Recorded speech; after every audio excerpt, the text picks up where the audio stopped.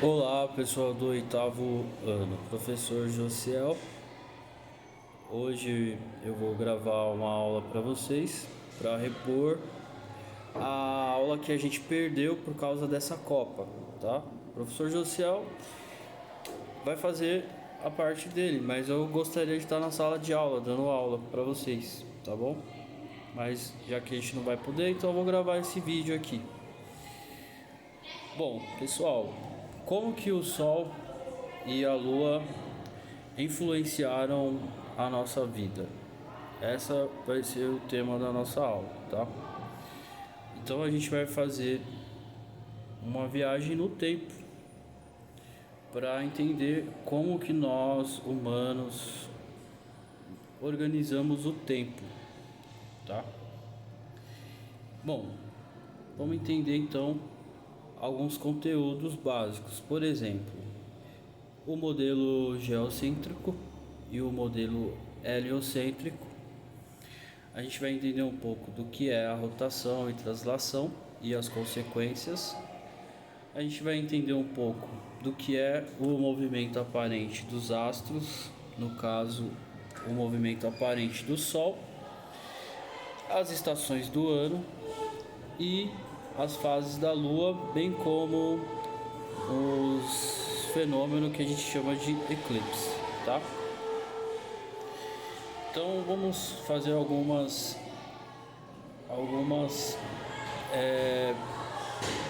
partes importantes.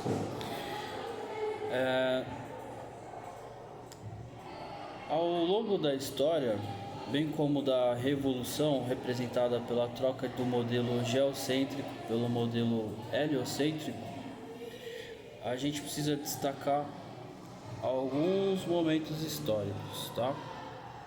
Então, vamos lá. O Sol, gente, ele é determinante para a vida aqui na Terra, né? E a sua interação com os seres vivos é muito importante, certo? Já a Lua, ela tem algumas influências na nossa vida. Por exemplo, o ciclo das marés, né, acontece por causa da ação da gravidade. Se não houvesse a Lua, as marés, como nós conhecemos, o regime seria totalmente diferente. Provavelmente não, iria existir ondas muito grandes. Só para vocês entenderem algumas coisas, tá? Vamos entender o nosso lugar no universo. A cosmologia é um ramo da ciência que estuda o universo como um todo e tudo que acontece dentro dele, tá? A gente analisa a origem, a composição, o funcionamento e como o universo evoluiu, tudo através da cosmologia. Nós não temos como observar diretamente todo o universo, por isso a cosmologia depende da construção do que a gente chama de modelos, tá? O que seriam modelos? A gente vai ver isso mais para frente. Modelos são formas de explicar o funcionamento do universo, né? Como que ele funciona, a dinâmica do Sol, da Lua e das estrelas, bem como alguns fenômenos, como as estações do ano, os eclipses e outros, tá?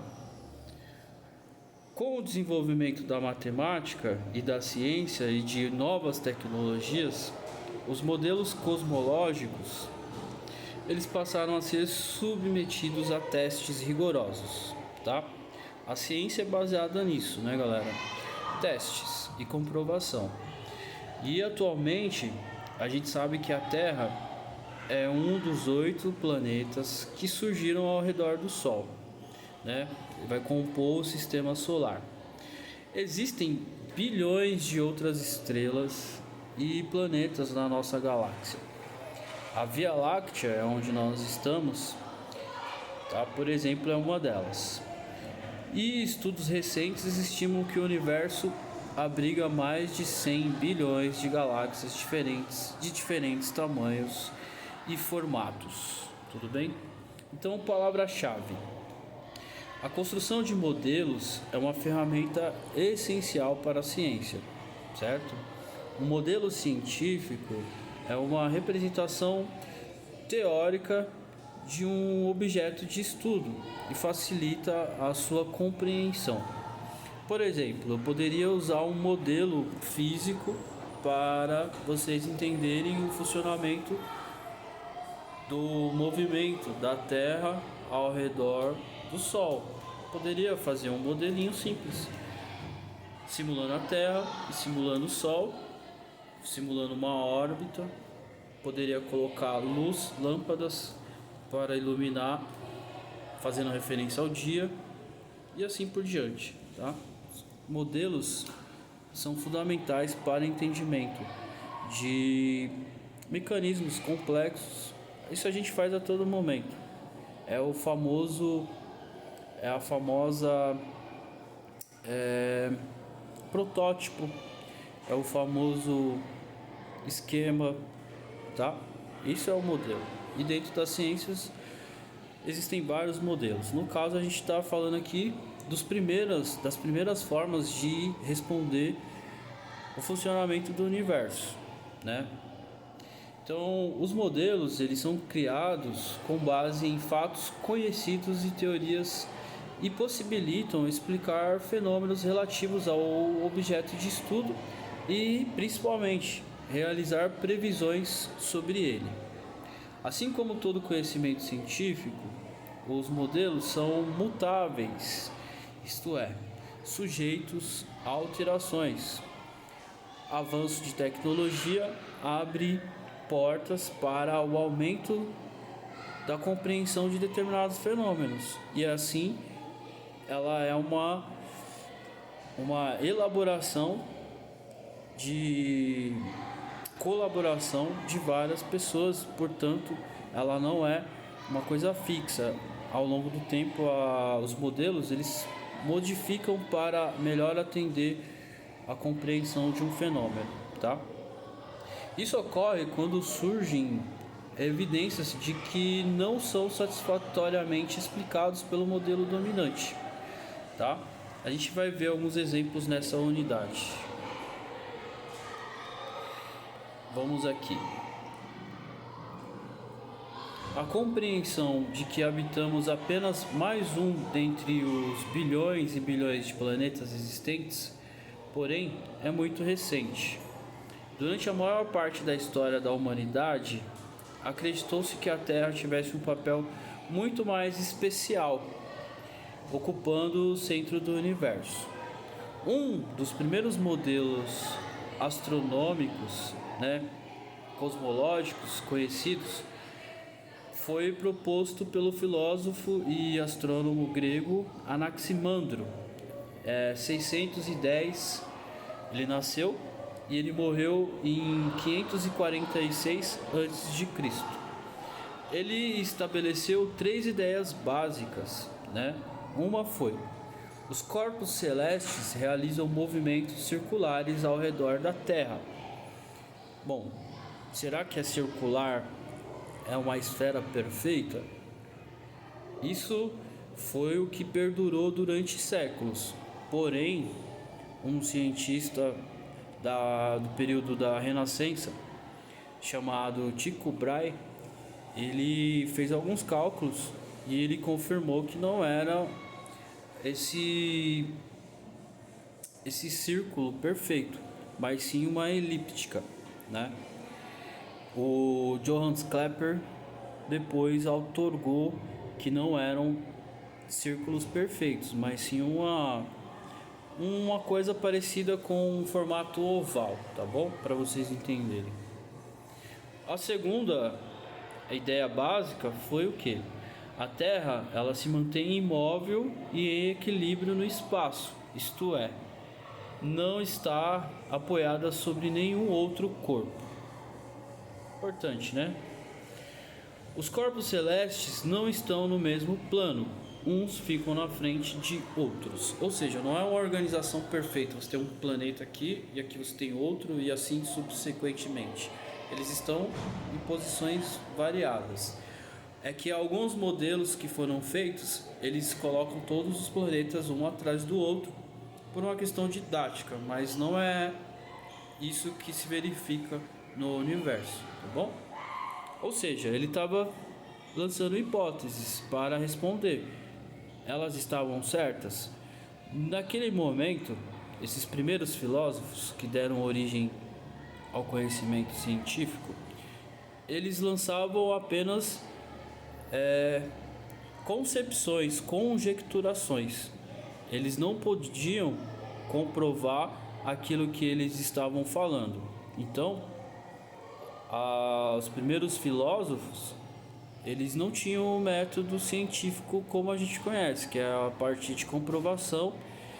Lança-se hipóteses, elas podem ser refutadas ou elas podem ser validadas, tá? Nesse período de 546 a.C., os filósofos não tinham essa capacidade.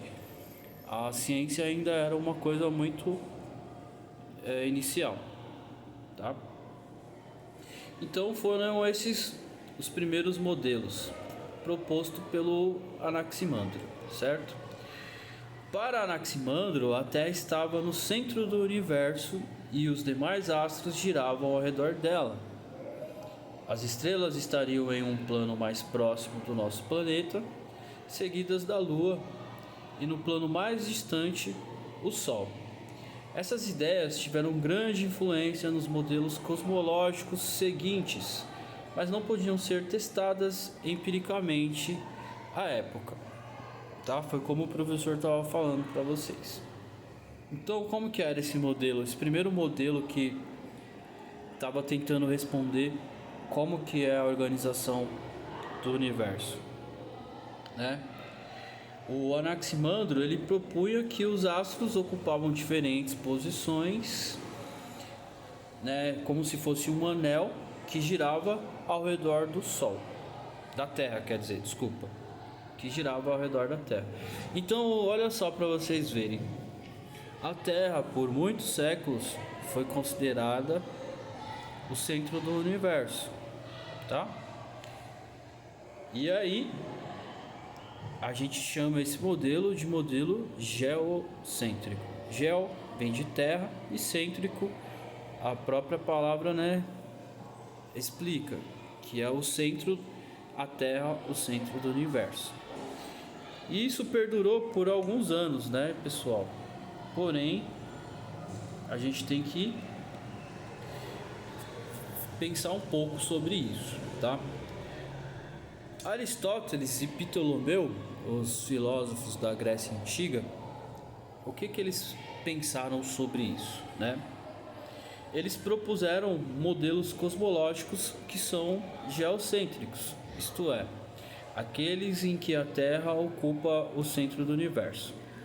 O grego Aristóteles, que nasceu em 384 e morreu em 322 a.C., foi um deles.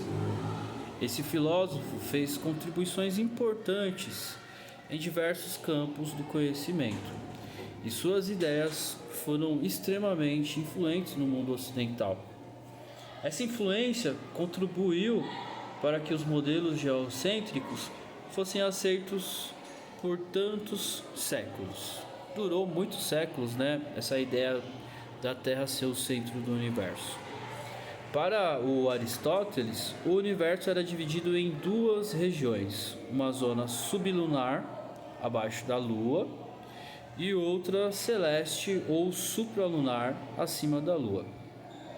A Terra ocupava o centro do universo e tudo o que existia no mundo sublunar era feito basicamente de combinações de 4 elementos: terra, água, fogo e ar, né?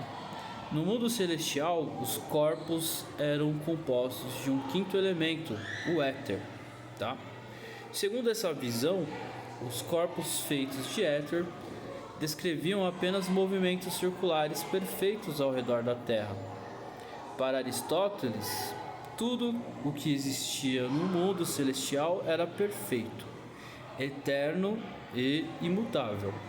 Segundo eles, meteoros e cometas se moviam de maneira aparentemente aleatória, porque estavam na atmosfera e, portanto, na zona sublunar. O modelo proposto por Aristóteles continha uma série de afirmações não explicadas, pois naquela época não havia instrumentos que possibilitassem a observação direta dos astros. Isso vai surgir alguns séculos, quase 15 séculos depois, com o Galileu, tá bom? Na época, acreditava-se que existiam dois tipos de estrelas: as fixas, que mantêm suas posições umas em relação às outras, e as errantes, que se moviam em relação às demais. Atualmente, sabe-se que as estrelas errantes são, na verdade, os planetas, do grego planetes, que viaja, que vaga. Planeta significa isso, tá, gente?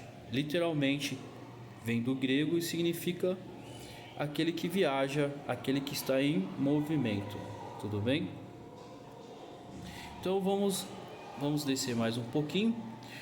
Alguns séculos depois, o astrônomo grego-egípcio Ptolomeu, em 100 anos antes de Cristo, ele propôs algumas mudanças nesse modelo geocêntrico que aparentemente explicava o movimento dos planetas. Nessa proposta, a Terra estaria no centro do universo e seria rodeada por diferentes esferas ou órbes, as quais os astros estariam fixados. A Lua estaria na órbita mais próxima, seguida por Mercúrio, Vênus, Sol, Marte, Júpiter e Saturno, cada um em seu respectivo orbe. As estrelas fixas estariam na esfera mais externa. O modelo ptolomaico ele foi predominante por cerca de 1700 anos, 17 séculos, tendo sido abandonado apenas no século XVI, na era do renascentismo, tá? Ao longo desse período, as observações astronômicas elas foram se tornando mais precisas e, com isso, as falhas nos modelos do Ptolomeu foram ficando cada vez mais evidentes, tá? Algumas imagens são bem famosas do modelo geocêntrico proposto pelo Ptolomeu. Galera, vamos fazer uma reflexão. Por que esse modelo geocêntrico, baseado nesses filósofos da Grécia Antiga, perdurou por tantos anos? Primeiro, esse modelo geocêntrico, ele compartilhava muito as ideias propostas pela Igreja Católica, que revigorava a ideia de um Deus criador. Portanto, fez muito sentido quando esse modelo geocêntrico estava alinhado com uma ideia de criação divina, da Terra sendo exclusiva e especial. Então, a Igreja se beneficiou desse modelo por muitos séculos, tá? E aí no século XVI, com Galileu, que ele não inventou o telescópio, ele aprimorou. A partir da observação com instrumentos, os modelos que não eram questionados, como a ciência é feita hoje a partir de testes. Como esses modelos não tinham esse questionamento, eles eram aceitos e tudo bem, tá? Só que aí no século XVI, no movimento renascentista, um homem chamado Galilei, através dos instrumentos de telescópio, ele pôde observar, por exemplo, que os planetas estavam em movimento, ele conseguiu observar que outros planetas também tinham luas. Então ele começou a perceber que a Terra não era o centro do universo. E isso entrou em conflito com a ideia e o modelo proposto pelo Ptolomeu lá em 100 anos antes do nascimento de Cristo. Tudo bem? Vamos entender um pouquinho sobre isso.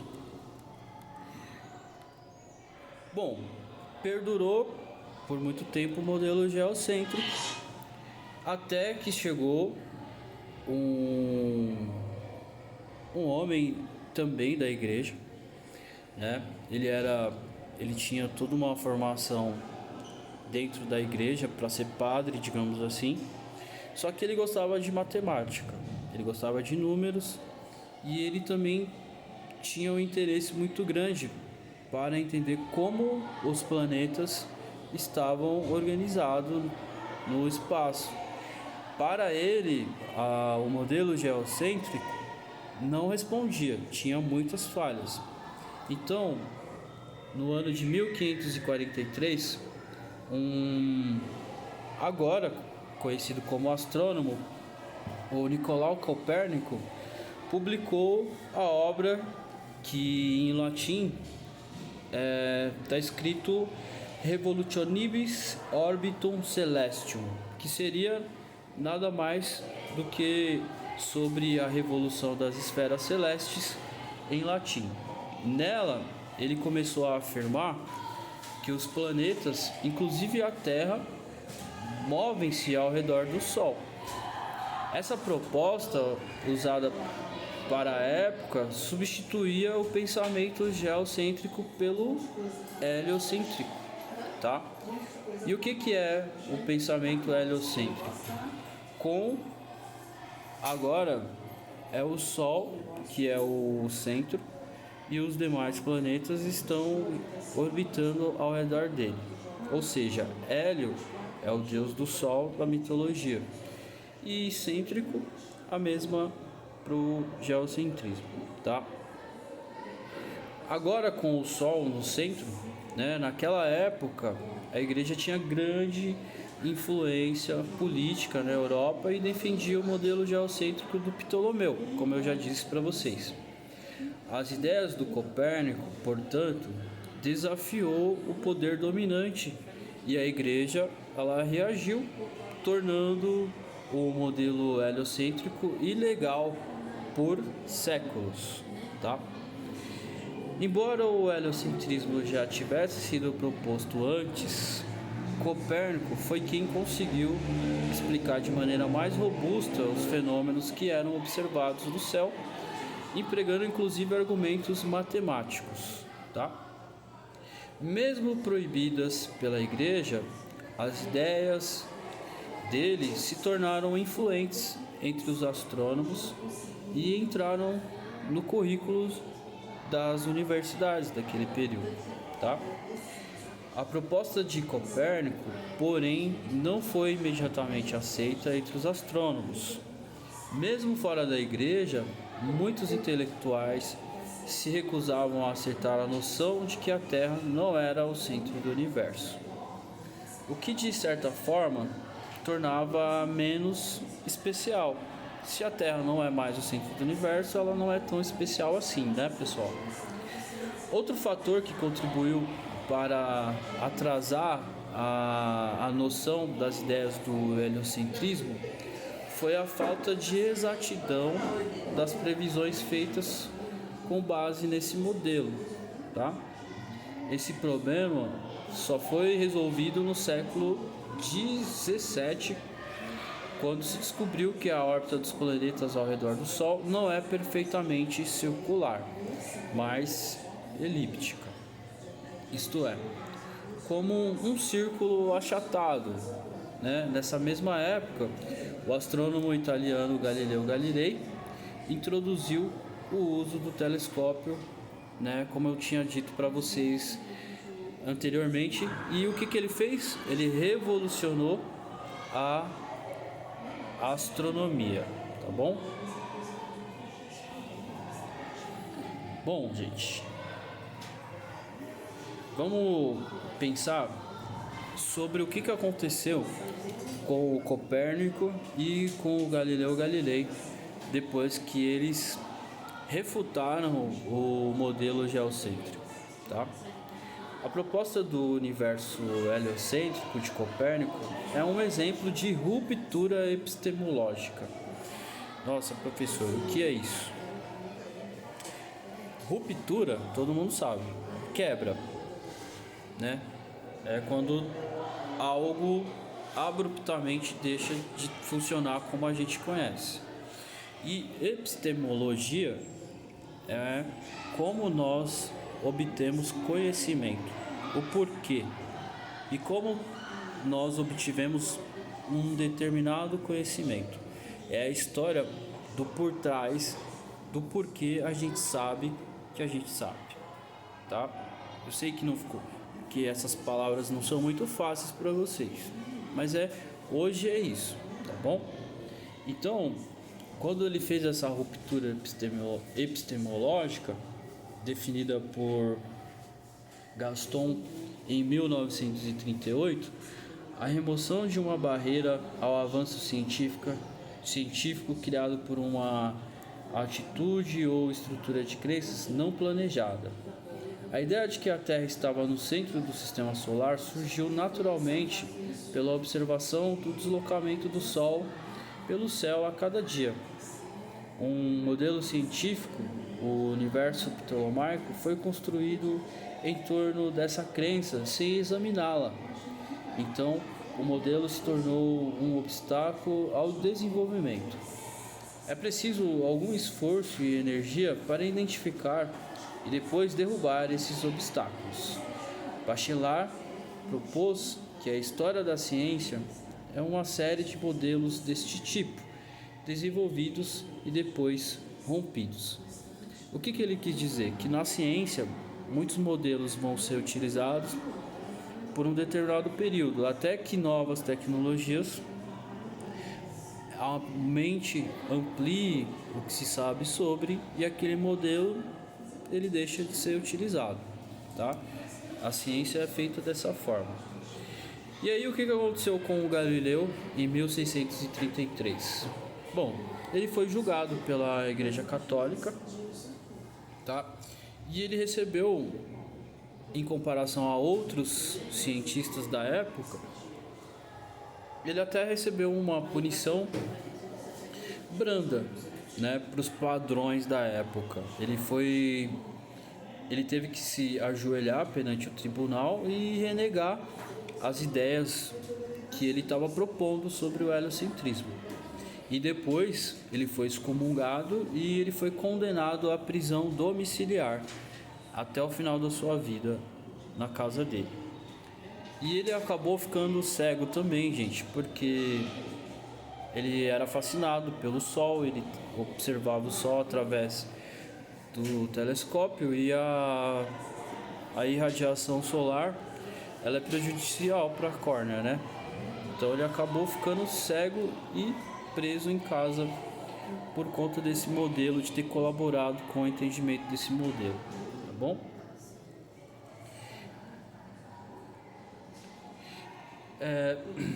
Agora vamos ampliar um pouco o nosso entendimento sobre o Sol e a Terra, né?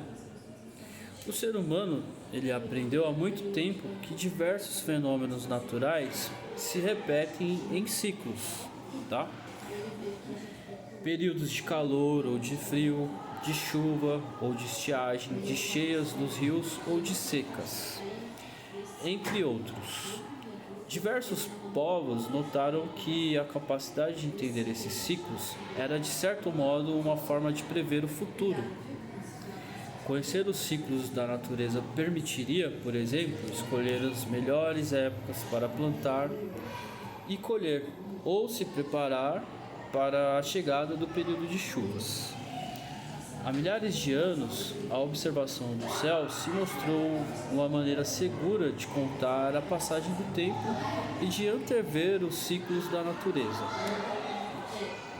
O movimento aparente do Sol no céu, produzindo o dia claro e a noite, seguiam um padrão evidente e confiável. A Lua, que é o segundo astro mais brilhante no céu depois do Sol, também seguia um padrão em seus movimentos aparentes. Essas e outras observações permitiram a diversos povos dividir o tempo em intervalos diferentes. O mais óbvio ficou o dia e a noite. A gente separou também fases do ciclo lunar em semanas. O mês propriamente dito, é um ciclo completo da Lua. E as estações e um ano também estão relacionados a esses astros, tá?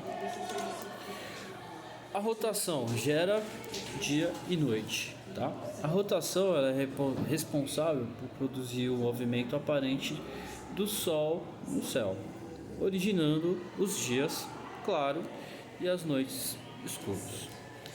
Nesse movimento, a Terra gira ao redor de si em um eixo imaginário que atravessa os polos norte e sul. Devido à rotação, o Sol e as outras estrelas e a Lua sempre nascem no lado leste e se põem no lado oeste do horizonte, tá?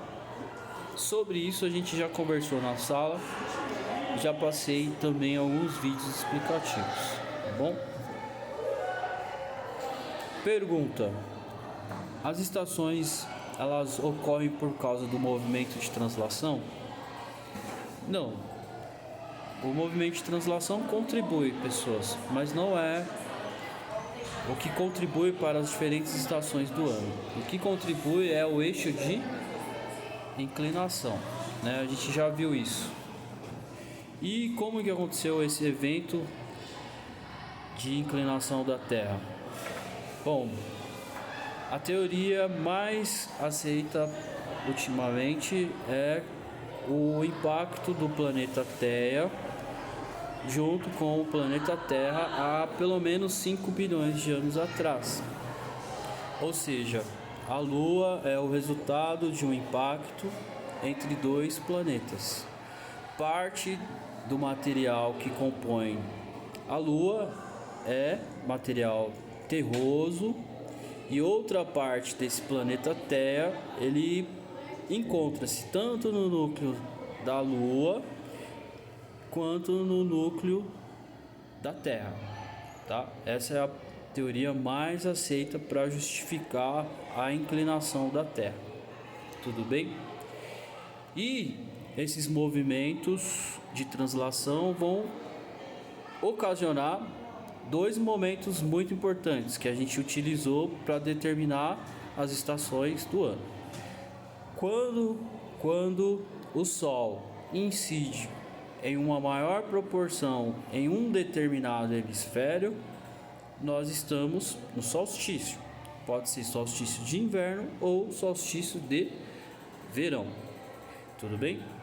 E quando nós estamos em um período, em uma fase, em uma determinada localização em relação à órbita, quando os dois hemisférios recebem de forma proporcional luminosidade, nós estamos no período que chamamos de equinócio, tá? O equinócio são as estações outono ou primavera, isso vai depender do hemisfério em que você está localizado, tudo bem? E o solstício, ele vai gerar o verão e o inverno, isso também lembrando do hemisfério em que você está localizado, tá bom? Então vamos lá, gente, vamos entender um pouquinho mais sobre isso. Ao longo do dia claro, o Sol ele percorre um caminho curvo no céu, descrevendo um arco do leste para o oeste. Pessoal, o Sol ele nasce exatamente a leste só em um dia do ano, tá? Não é durante todo o ano, tá? Vamos entender isso aí. E esse movimento a gente chama de movimento aparente, porque aparentemente o Sol está se movendo, porém não, tá? Quem que se move na realidade é a Terra, tá? O percurso diário do Sol no céu muda ao longo do ano, seguindo um padrão. Nos dias de verão, ele percorre arcos maiores. No inverno, o percurso do Sol são menores, né, mais próximos do horizonte. Se nós passarmos um dia de sol observando o Sol, a gente vai perceber que ele faz um semicírculo, que é um arco que a gente chama, tá? Logo cedo, quando ele nasce, ele vai nascer a leste. E aí no final do dia, se você conseguisse gravar e fazer essa gravação acelerada, você perceberia um arco perfeito. E aí ele vai se pôr a oeste. Inclusive, isso é uma forma de você se localizar também geograficamente. Se você está em um local e não sabe a sua posição geográfica, a partir do Sol você consegue se orientar, saber os pontos cardinais? Sim, tá bom? O céu noturno também muda ao longo da noite, tá? As estrelas descrevem um caminho circular no céu de leste para oeste e parecem se mover todas juntas de maneira ordenada. Muitas estrelas são visíveis apenas em certos períodos do ano, tá? Aparecendo e deixando de aparecer, seguindo um padrão que se repete anualmente. Diferentes povos agrupavam as estrelas do céu noturno em figuras imaginárias. São as constelações. O que é uma constelação? É o conjunto de várias estrelas, tá? E esses povos antigos, a partir do surgimento de algumas estrelas no céu noturno, eles já podiam se preparar, por exemplo, para plantações, né? A gente conhece as constelações hoje baseadas em quem? No conhecimento da mitologia grego-romana. Só que se a gente transpõe para os povos indígenas, eles também tinham conhecimento dessas constelações. Só que são constelações baseadas na cultura indígena daqui. Então vão ser, por exemplo, a constelação da anta, a constelação do bicho preguiça, ou seja, foi adaptado para a cultura local, porém a gente utiliza a gente não, os povos indígenas aqui utilizaram também as estrelas como forma de localização do espaço e do tempo, tá? O aparecimento de determinadas estrelas no céu noturno podia indicar a chegada de período frio ou a melhor época para a colheita, por exemplo. Para completar uma rotação, a Terra leva cerca de 23 horas 56 minutos. Não é um número arredondado como a gente pensa, que é 24 horas. Não é esse número exato, tá bom, pessoal?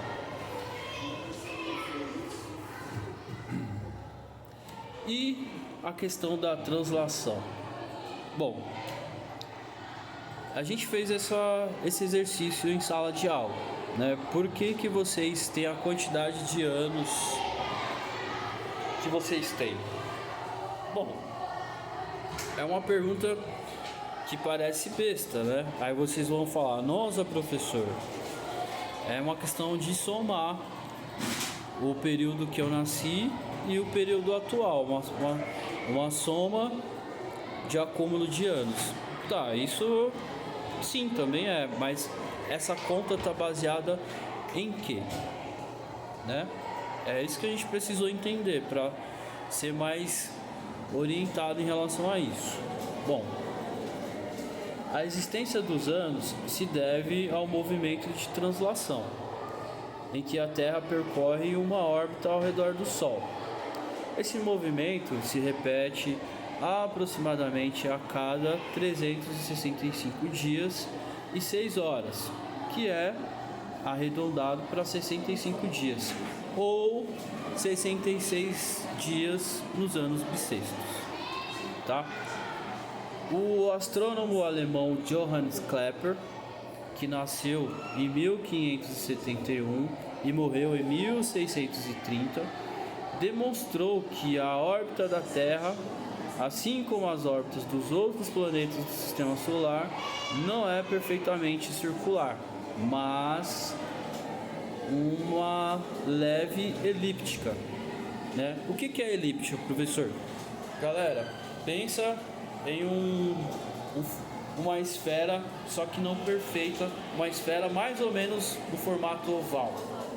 Isso é uma elíptica, tá?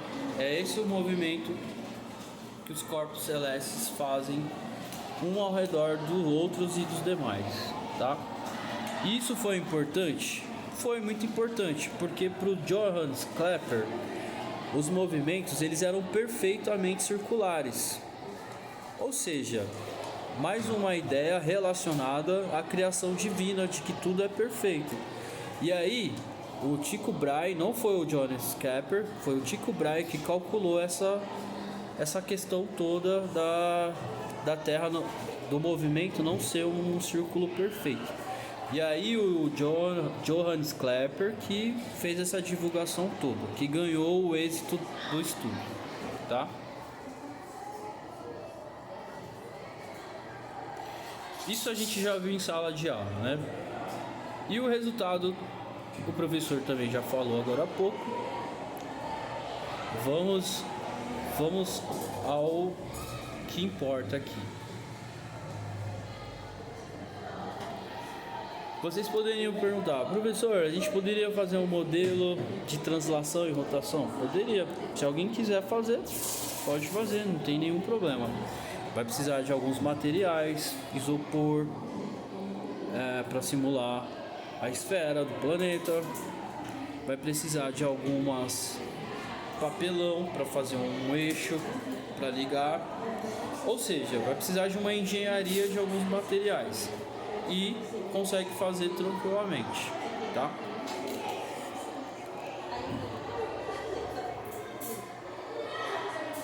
Deixa o professor ver aqui o que é mais importante para a gente falar. Para terminar a aula,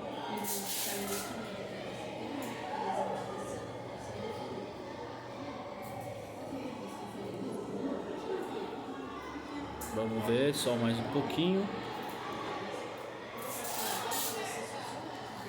Pessoal, a Lua produz luz própria? E agora? Será? Vamos ler aqui. A Lua é o astro mais brilhante no céu noturno. E embora ela não produza luz própria, conseguimos enxergá-la porque reflete a luz do Sol. Hoje sabemos que ela é o corpo celeste mais próximo da Terra e é o único satélite natural do nosso planeta. Sabemos também que a Lua realiza diferentes movimentos que estudaremos nas próximas aulas, tá? A compreensão sobre o nosso satélite natural mudou muito ao longo do tempo. O filósofo grego Heráclito, que nasceu em 535 a.C., ele propôs que tanto a Lua quanto o Sol seriam vasilhas contendo fogo que orbitavam a Terra. A vasilha da Lua giraria em torno de si, resultando nas mudanças de aparência que nós chamamos de fases da Lua. Ao longo do tempo, outros pensadores perceberam que a Lua é esférica e apenas reflete a luz do Sol. Com a invenção do telescópio, foi possível conhecer cada vez melhor esse astro. Em 1609, o Galileu, como eu já falei, ele apontou um telescópio para a Lua e percebeu que ela não era uma esfera perfeitamente lisa. Isso a gente consegue observar daqui, galera. As crateras, os mares, aqueles buracos a gente chama de mares e os menores a gente chama de bares, tá? Pergunto para vocês, por que a gente ainda observa essas crateras, esses resultados de impactos? Na Lua existe há milhares, e aqui na Terra também existe? Sim, galera, também existe. Só que qual é a diferença da Terra para a Lua nessa questão?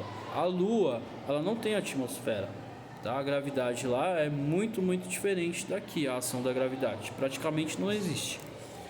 Como não tem atmosfera na Lua, não tem eventos relacionados à atmosfera, que são, por exemplo, os ventos, as tempestades, as chuvas. Ou seja, se não tem vento, tempestade, chuva, né? Na Lua tem água? Tem, só que só está em estado o quê? Líquido, congelado. Ou seja, a Lua não sofreu um processo que a gente chama de erosão. O que é a erosão? A água e o vento, ao longo dos anos, de milhares de anos, fazem modelagem da Terra, da superfície. Imagina uma montanha, uma rocha enorme como Pão de Açúcar. Uma rocha é feita de agregados microscópicos, que são mini partículas de areias grudadas uma na outra. E essas partículas microscópicas, com a ação da chuva, do vento, elas fazem o que? Se desprendem, e esse desprendimento, com a ação do vento, da chuva, leva esse grãozinho para um lugar distante. Tanto que a praia é o que? É o resultado de rochas que foram, digamos assim, vou usar essa palavra, a rocha foi desgastada ao longo do tempo pela ação do vento e da água. O que vai acontecer com o Pão de Açúcar daqui a milhões de anos? Vai ser desgastado e aquela rocha em algum momento não vai existir mais. Tudo bem? Deu para entender essa história? E isso não acontece na Lua. É por isso que as pegadas dos primeiros astronautas, elas permanecem ainda intactas da mesma forma do que aconteceu. Tudo bem? Pessoal, a aula está acabando. Por hoje vai ser isso. Tá? Na próxima aula, que vai ser para repor, a gente continua falando dessas historinhas aqui, tá bom? Ok? Por hoje é isso.